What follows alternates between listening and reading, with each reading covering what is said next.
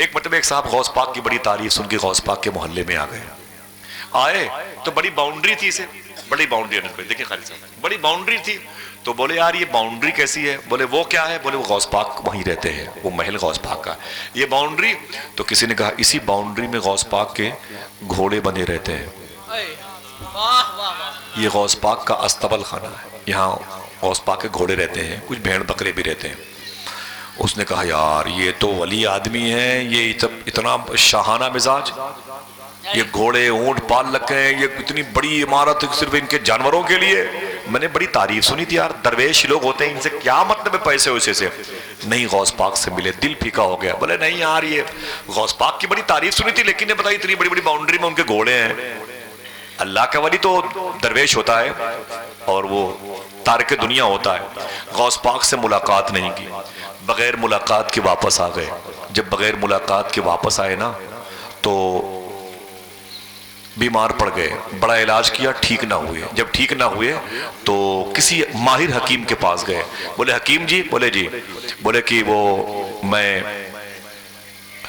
بیمار ہوں اور مرنے والا ہوں، آپ مجھے بچائیں۔ تو اس حکیم نے چیک کیا تو اس حکیم نے کہا سنو آپ مر جاؤ گے، آپ کی بیوی بیوہ ہو جائے گی، بچے یتیم ہو جائیں گے۔ بولے پھر؟ بولے ایک شرط پر تم بچ سکتے ہو، فلاں نسل کے گھوڑے کے اندر پیٹ میں ایک گوشت کا لوتھڑا ہوتا ہے، اس کو اگر تم 40 گھوڑے تمہیں کہیں سے مل جائیں تو اس کو ذبح کر کے اس لوتھڑے کو گوشت کے استعمال کر لو، تم ٹھیک ہو جاؤ گے۔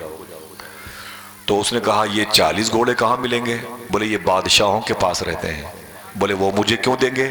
کہتے ہیں کہ ایک بادشاہوں کا بادشاہ ہے جس کا نام شیخ عبد القادر جیلانی ہے، اگر اس کے پاس چلے گئے تو وہ تمہیں یہ گھوڑے دے سکتا ہے۔ آئے غوث پاک کے پاس، بولے حضور میری بیوی بیوہ ہو جائے گی، میرے بچے یتیم ہو جائیں گے، میرے گھر کا آشیانہ اجڑ جائے گا، میرے گھر کی فصیلوں پر مردنی چھا جائے گی، حضور میری دہلیز کی رونق ٹوٹ جائے گی، میں مر گیا تو مجھے بچا لے۔ کیا بات ہے، 40 گھوڑے کا معاملہ ہے، 40 گھوڑے کا معاملہ ہے۔ اللہ، ہاتھوں کو اٹھا کے بولے لبیک یا غوث اعظم، اللہ اکبر۔ حضور غوث اعظم سرکار کی بارگاہ، بولے سرکار، بولے کیا بات ہے؟ بولے 40 گھوڑے کی ضرورت ہے، غریب پر رحم کریں، میرے گھر کی رونق چلی جائے گی، میرے گھر کی جو روشنی ہے بجھ جائے گی، بیوی بیوہ ہو گئی، بچی یتیم ہو گئے تو کہاں جائیں گے؟ حضور غوث اعظم فرماتے ہیں کہ کاغذ پہ لکھ کے جاؤ، اس کاغذ کو میرے استبل خانے کے مینیجر کو دینا، وہی تمہارے لیے روزانہ ایک گھوڑے کا انتظام کرے گا، گھوڑے ذبح کر کے اور تم اس کو صدقے میں بانٹ دینا، گوشت کو، اس لوتھڑے کو تم کھانا، تم ٹھیک ہو جاؤ گے۔ وہ 40 گھوڑے کا وہ طریقہ جو تھا وہ ایسا کرتا رہا، وہ ٹھیک ہو گیا۔ جب ٹھیک ہوا تو اس کو بڑی خوشی ہوئی، گھر والے بڑے خوش ہوئے۔ اب وہ حضور غوث پاک کی بارگاہ میں آیا شکریہ ادا کرنے کے لیے۔ کیا کرنے کے لیے؟ شکریہ ادا کر۔ جس کے پاس دولت ہوتی ہے نا، اس ابھی 2 4 10 20 سال کے لیے وہ لکھپتی کروڑپتی بن گئے ہیں، اور اگر وہ شکریہ نہیں ادا کرتے تو ان کی 1 2 نسل کے بعد بھکاری بن جاتی۔ جو یہ چاہتا ہو کہ میرے گھر میں دولت ہمیشہ باقی رہے حلال کی، تو اسے چاہیے وہ شکر ادا کرے اللہ کا۔ انشاءاللہ مولانا اعجاز بھائی کبھی آیا تو مجھے بتائیے گا، تو میں شکر کے حوالے سے بات کروں گا انشاءاللہ، ٹھیک ہے؟ ابھی ٹاپک کیا ہے؟ غوث اعظم۔ کیا ٹاپک ہے؟ ہاں، لیکن شکر ادا، ناشکری کرنے والا آدمی برباد ہو جاتا ہے، ٹھیک ہے؟ برباد ہو جاتا ہے۔ ٹاپک ہے اس لیے اسے چھیڑوں گا نہیں انشاءاللہ۔ حضور غوث پاک کی بارگاہ میں آیا، فرماتے ہیں شیخ کیا ہوا؟ حضور میں ٹھیک ہو گیا ہوں، اس لیے آپ کے پاس، آپ کا بہت بہت شکریہ، اللہ کا فضل ہے حضور کے صدقے میں، اور آپ کے احسانات کا سایہ مجھ پر یہ قائم ہے، رب نے مجھے شفا عطا فرما دی ہے۔ غوث پاک یہ سن کے مسکرائے، مسکرا کے اپنی رو میں آئے۔ اب جتنے لوگ ذہن کو تازہ رکھ کے بیٹھے ہوئے، کہانی کے پہلے ورق پر ایک جملہ لکھا ہوا تھا، وہ اس سے پہلے بھی آیا تھا۔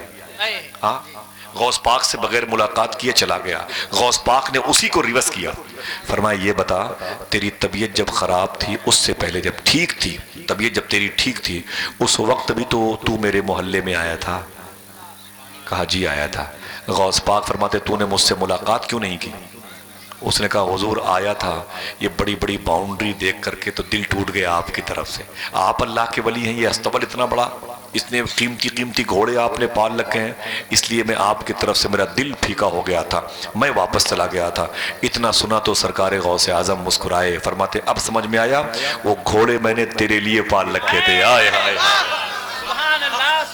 اللہ اکبر، یہ کس کا عرس ہے، کس ذات کی جلوہ نمائی ہے کہ جس کا نام سنتے ہی نبی کی یاد آئی ہے۔ مصیبت میں جہاں سوچا تجھے آواز دوں آقا، میری آواز سے پہلے